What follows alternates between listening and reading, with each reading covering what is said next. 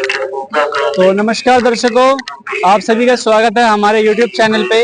तो दर्शकों, जैसा कि आप सभी को बताया था कि संत रामपाल जी महाराज जी का जो अवतरण दिवस है उसके उपलक्ष्य में एक महासमागम होने वाला है और वो महासमागम उसकी शुरुआत आज हो चुकी है। जी हाँ दर्शकों, संत रामपाल जी महाराज जी के अवतरण दिवस के उपलक्ष्य में जो महासमागम होने वाला था उसकी शुरुआत हो चुकी है। ये समागम टोटल 3 दिन का रहेगा, 6, 7 और 8 सितंबर का। और इस समागम के उपलक्ष्य में एक आध्यात्मिक प्रदर्शनी का जो है वो आयोजन किया गया है। तो आज हम अपनी वीडियो के माध्यम से आपको आध्यात्मिक प्रदर्शनी का पूरा जो है उसको आपको रूबरू करवाएंगे कि किस प्रकार से यहाँ पर आध्यात्मिक प्रदर्शनी लगाई गई है, क्यों लगाई जाती है और उसका फायदा क्या है, आपको सब इस वीडियो के माध्यम से जानने के लिए मिलेगा। तो चलिए अब आध्यात्मिक प्रदर्शनी की ओर बढ़ते हैं। यहाँ पर आप सामने देखेंगे तो यहाँ पर आपको 2 द्वार दिखाई दिए होंगे। 2 द्वार जो है आध्यात्मिक प्रदर्शनी में, एक एंट्री गेट है और एक एग्जिट गेट है। जहाँ पर एक गेट से तो भगत लोग जो है वो उसमें एंट्री करेंगे और दूसरे से जितनी भी जो श्रद्धालु लोग हैं वो बाहर आएंगे। तो चलिए अब अंदर की तरफ चलते हैं हम।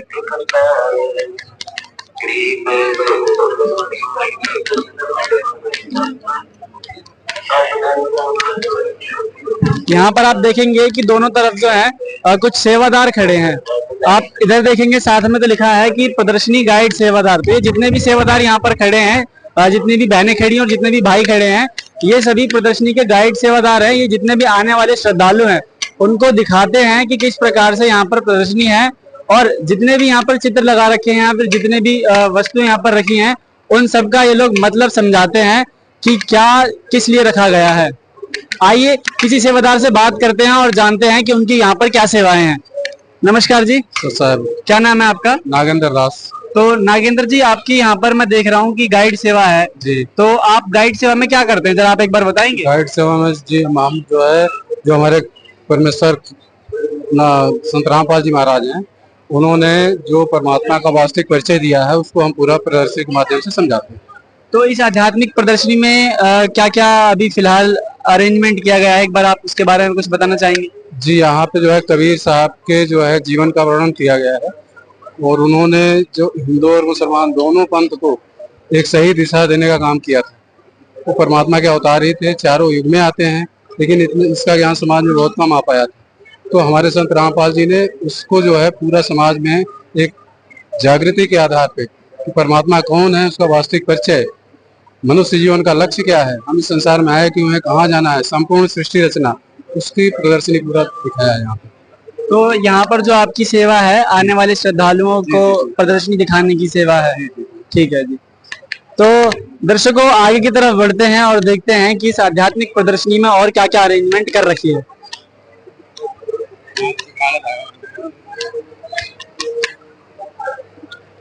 जैसा कि आप सभी लोग देख रहे होंगे कि इस प्रदर्शनी को देखने के लिए बढ़ चढ़कर श्रद्धालु जन आ रहे हैं और यहाँ पर आप भीड़ से अंदाजा लगा सकते हैं कि कितना ये मनमोहक दृश्य जो है इसको लोग देखने के लिए आ रहे हैं।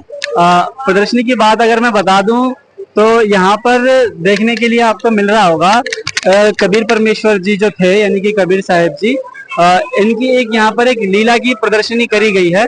जितने भी जो उस समय के मुसलमान समाज था जो कि कबीर परमेश्वर जी से ईर्ष्या रखा करता था, उनके साथ में जो है कबीर भगवान ने यहाँ पर लीला करी है।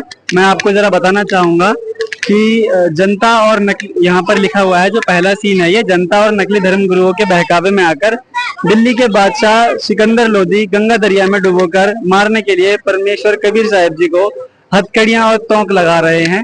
यानी कि ये जो हथकड़ी लगाते हुए आपको दिख रहे हैं कि दिल्ली के बादशाह थे सिकंदर लोधी, जो कि नकली धर्म गुरुओं और जनता के बहकावे में आकर अपने ही गुरु जी को हथकड़ी लगाकर गंगा में फेंकने की तैयारी कर रहे थे।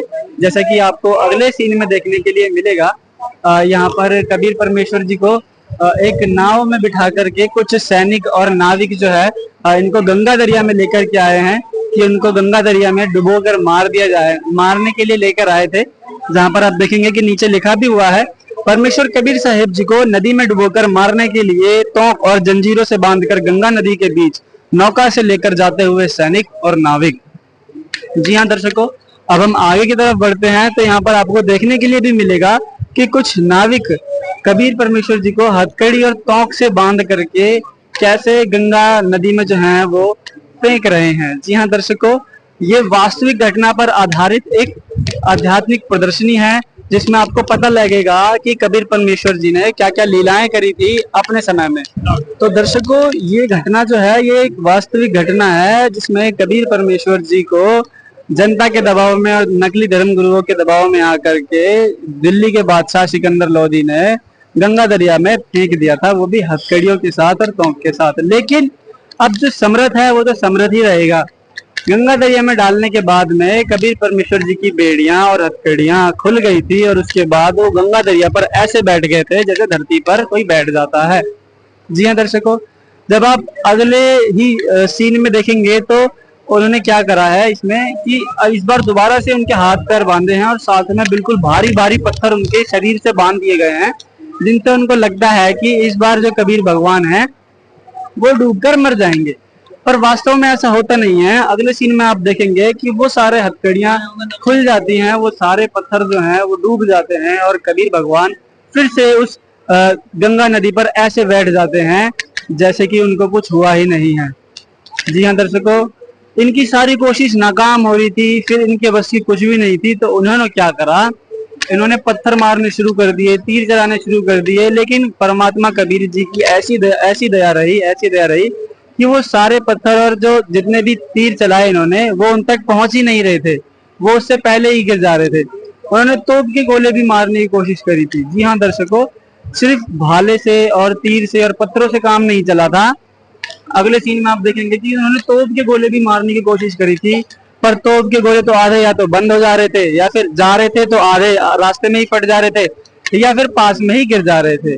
जी हाँ दर्शकों, उसके बाद आप देखेंगे कि इन्होंने 3-4 पहर यानी कि लगभग 10-12 घंटों तक ऐसे प्रयास करा परमेश्वर कबीर जी को डुबाने के लिए, लेकिन इनसे ये ना हो पाया। उसके बाद में परमेश्वर कबीर जी ने देखा कि ये लोग तो मेरे चक्कर में ऐसे ही परेशान होते रहेंगे, तो उन्होंने लीला करी, वो जानबूझकर खुद ही अंतर्ध्यान हो गए अर्थात डूब गए।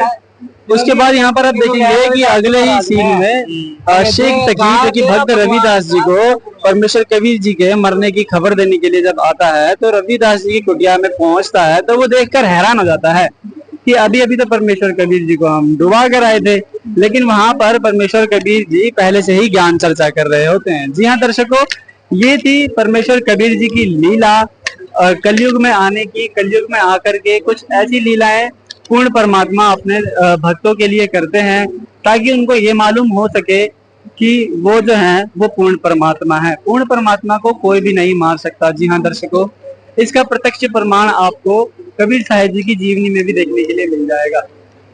तो अभी आपने देखा कि कैसे कबीर परमात्मा ने कलयुग में आकर के अपनी लीला रची। अब दर्शकों, इस प्रदर्शनी की यात्रा को हम और आगे बढ़ाते हैं और आपको दिखाते हैं यहाँ पर संत रामपाल जी महाराज जी की शिक्षाओं के बारे में लिखा है, जहाँ पर यहाँ लिखा है कि शहीद कप्तान सिंह राजकीय वरिष्ठ माध्यमिक विद्यालय में गांव धनाना के जिला सोनीपत हरियाणा में, जहां पर संत रामपाल जी महाराज जी ने प्राथमिक शिक्षा ग्रहण की। उसके बाद गुरु ब्रह्मानंद जी राजकीय पॉलिटेक्निक कॉलेज भिल्लोखेड़ी करनाल हरियाणा से, वहां से गुरु जी ने इंजीनियरिंग में डिप्लोमा प्राप्त किया। उसके बाद इनकी जेई पद पर नौकरी भी लगी। जी हाँ दर्शकों, इनकी जो है जेई पद पर जल विभाग में नौकरी भी लगी। उसके बाद यहाँ से इनकी आध्यात्मिक जीवन की यात्रा शुरू होती है, जहाँ पर आप देखेंगे कि संत रामपाल जी महाराज जी ने नाम दीक्षा लेने से पहले अपने गुरुजी स्वामी रामदेवानंद जी महाराज जी से ज्ञान चर्चा करते हैं। और उसके बाद में जो संत रामपाल जी महाराज जी हैं वो रामदेवानंद जी को अपना गुरु बनाते हैं। जैसे कि आप देख सकते हैं अगले